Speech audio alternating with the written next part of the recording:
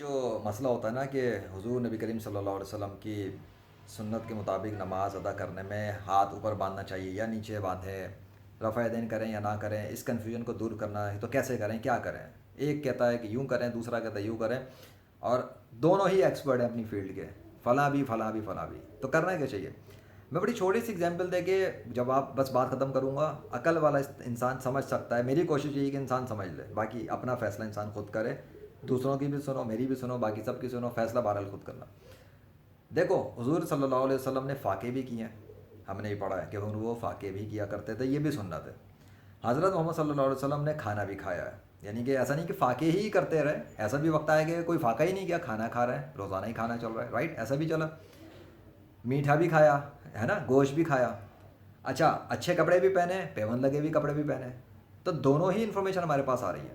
اب اس چیز کو سمجھ لینا، سواری کی ہے تو اونٹ پہ بھی سواری کی ہے، پیدل بھی سواری کی ہے، پانی پینے کی جہاں تک بات ہے تو کھڑے ہو کے بھی پانی پیا ہے، بیٹھ کے بھی پانی پیا ہے، دونوں ہی سنت ہیں۔ اب مجھے ایک بات بتاؤ کہ وہ پہلے پانی پیتے تھے پھر انہوں نے بیٹھ کے پینا چھوڑ دیا اور بعد میں کھڑے ہو کے پینا شروع کر دیا، یا پہلے کھڑے ہو کے پیتے تھے یا بعد میں بیٹھ کے پینا شروع کر دیا؟ اگر اس ڈیٹیل میں کوئی جائے گا تو ہمارے سامنے تو موجود ہی نہیں ہے وہ، کہ ہم ان کو دیکھ سکیں اور جج کر سکیں کہ اس وقت پریزنٹ میں انہوں نے کون سا عمل کیا یا نہ کیا۔ دوسری بات یہ کہ اب میں اپنے اوپر رکھ کے ایک بات کرتا ہوں، میں نے ویڈیو ایڈیٹنگ بھی کی، گرافک ڈیزائننگ بھی کی، اسپریچول ہیلنگ بھی کی، کاؤنسلنگ بھی کی، چلو بھائی کاپی رائٹنگ بھی کی، اور بھی بہت کچھ کیا۔ تو اگر کوئی بندہ مجھ سے سیکھنا چاہے کہ سر نے کیا کیا، ایک بات کرتا ہوں، تو کیا وہ اس کنفیوژن میں بیٹھا رہے کہ پہلے سر نے کیا کیا تھا، اس کے بعد کیا کیا تھا، اس کے بعد کیا کیا تھا، اس کے بعد کیا کیا تھا، تو پچھلی چیزیں چھوڑ دیں؟ نہیں بھائی، مطلب یہ ہے کہ یہی سب کیا تھا، آپ کا جو دل چاہے کر لو، سب میرے ہی طریقے، میری سنت ہی ہے، یہ سمجھا رہا ہوں میں، طریقے کو سنت کہتے ہیں، رائٹ؟ میں کس طریقے سے سیکھتا ہوا آیا، کسی نے نہیں کرنا تو بھائی اپنے طریقے سے کر لے۔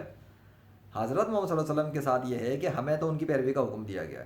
اب جو کنفیوژن آتا ہے کہ وہ نماز ایسے پڑھنی ہے یہ یوں پڑھنی ہے، اگر ہمیں کتابوں میں یہ مل رہا ہے اور جید علماء آپس کے ٹوپ کے بیٹھے ہوئے یہی بتا رہے ہیں، ایک کہہ رہا ہے وہ انہوں نے ہاتھ ایسے بھی باندھے، دوسرا کہتا ہے ہاتھ ایسے بھی باندھے، ایک کہتا ہے نہیں رفع دین بھی کیا، ایک کہتا ہے رفع دین نہیں کیا۔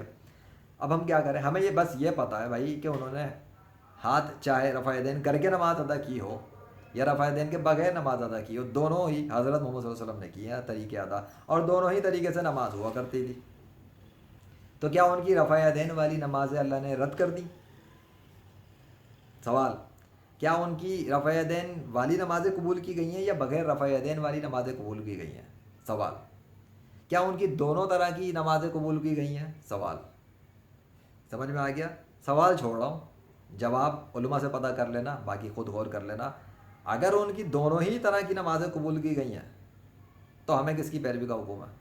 اور اگر ان کی ایک طرح کی نماز قبول کی گئی اور دوسری طرح کی نماز رد کر دی گئی ہے تو پھر ہمیں کس پہ عمل کرنا چاہیے؟ یہ سب علماء سے پوچھنا، تھوڑی اپنی عقل لگانا، ان کے جوابات کو پڑھنا، اور اس بات پہ غور کرنا کہ اگر حضرت محمد صلی اللہ علیہ وسلم فاقے کیا کرتے تھے اور میں بھی فاقے کروں گا اس لیے کہ حضرت محمد صلی اللہ علیہ وسلم فاقے کرتے تھے تو سنت ہے، میں اس لیے کرتا ہوں، تو مجھے اس فاقے کرنے کا ثواب ملے گا، کیونکہ میں سنت کی وجہ سے کر رہا ہوں۔ یہ وہ ایسے کرتے تھے، میں بھی کروں گا۔ اگر میں کھانا کھا رہا ہوں اور فاقہ نہیں کر رہا ہوں، کھانا کھائے جا رہا ہوں روزانہ، تو کوئی پوچھے گا، لوگوں کو کیڑا ہوتا ہے نا، یار آپ یہ کبھی تو فاقے پہ فاقے کرتے ہو تو اب کھائے چلے جا رہے ہو، جیسے کبھی پیٹ ہی نہیں جو ہے نا خالی کرنا، تو میں اسے جواب دینے کا پابند نہیں ہوں۔ ہاں، زیادہ ہی کوئی رشتہ دار قریبی ہے تو میں بتا دوں گا بھائی میں سنت پہ عمل کر رہا ہوں، حضور صلی اللہ علیہ وسلم کو میں نے اسٹڈی کیا، وہ فاقے کرتے تھے، میں نے فاقے بھی کیے، وہ کھانا کھاتے تھے، میں نے کھانا بھی کھایا، انہوں نے میٹھا کھایا، میں نے بھی میٹھا کھایا، انہوں نے کبھی نہیں کھایا تو میں نے بھی نہیں کھایا۔ میں اپنی طرف سے کوشش کرتا ہوں اپنے دن رات میں جب جب جو موقع ملے، جیسا دل چاہے، میں سنت کے مطابق عمل کرنے کی کوشش کرتا ہوں۔ اللہ اللہ خیر صلی اللہ، قبول اللہ نے کرنا ہے، رد اللہ نے کرنا ہے، حساب اس نے کرنا ہے، تو کون؟ آگے بات سمجھ میں؟ باقی اپنی لائف میں تھوڑی عقل کو استعمال کرنا، انشاءاللہ ان مسئلے مسائل سے چھوٹے چھوٹے ایشوز جس پہ لوگوں نے پوری پوری جماعتیں کھڑی کر دی، اللہ لائبریریاں بھر دی، مجھے تو نہیں پتہ کیوں کر دی، سمپل سمپل سی باتیں اگر کوئی سمجھنا چاہے تو۔ اچھا، ایک کنفیوژن کسی کو پیدا ہو سکتا ہے، وہ یہ کہ حضرت محمد صلی اللہ علیہ وسلم نے جو نماز ادا کی تھی، جیسے قبلہ اول کی طرف بھی تو منہ کر کے نماز ادا کی ہے، بعد میں کعبے کی طرف منہ کر کے نماز ادا کی ہے، تو اس کا مطلب کیا یہ نکلتا ہے کہ ہم جو ہے نا اس طرف بھی منہ ادا کر کے نماز پڑھیں تو بھی قبول ہوگی، اور وہاں کعبے کی طرف بھی کریں تو بھی قبول ہوگی؟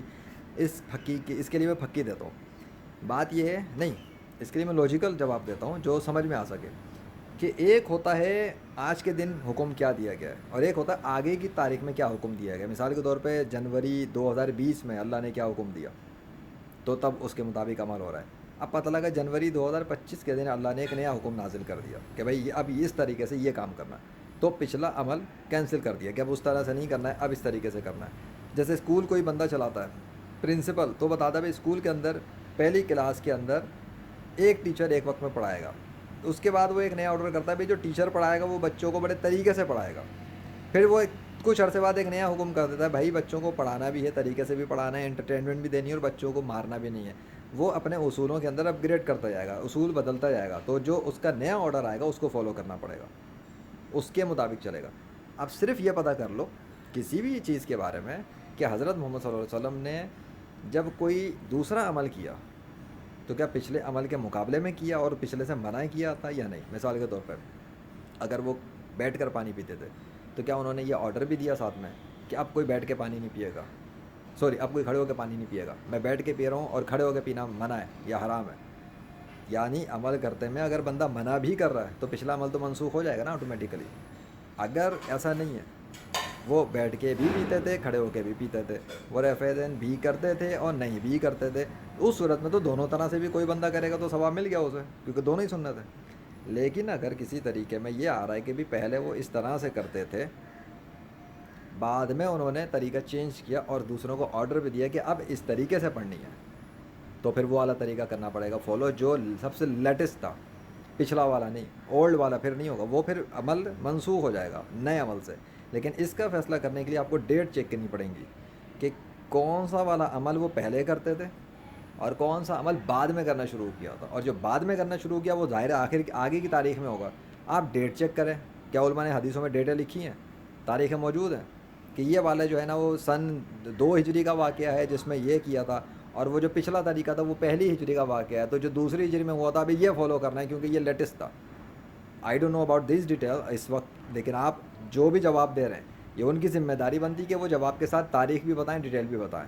مطلب میں اگر کسی کو واقعہ بتاتا ہوں، جیسے میں ریلیجس کام پہ ایونٹس کر رہا ہوتا ہوں، یہ جو بھی کچھ ہوتے ہیں اللہ کے فضل سے، تو میں ایونٹس کی ڈیٹ اور تاریخ بتا رہا ہوتا ہوں کہ آج فلاں تاریخ اور فلاں وقت پہ ریکارڈنگ ہو رہی ہے، یہ ریکارڈنگ ہے اس وقت اتنے بج کے اتنے منٹ ہو رہے ہیں. تو جو بھی میری ویڈیوز دیکھتا ہے اسے پتہ لگ جاتا ہے کہ یہ ویڈیو آگے کے ٹائم کی بنی ہوئی ہے اور یہ ویڈیو پچھلے ٹائم کی بنی ہوئی ہے. اس سے وہ ترتیب بھی نوٹ کر سکتا ہے کسی بھی ویڈیو کے اندر، جس طرح میں ترتیب میں بناتا ہوں. تو میرے واقعات کے اندر ترتیب آ رہی ہوتی ہے، وہ میری ویڈیو کوئی کیسے بھی دیکھنا چاہے تو اسے اس رینڈم میں بھی اگر وہ کھولے تو اسے ٹائم سے پتہ لگ جائے گا یہ اس ٹائم کی ویڈیو ہے.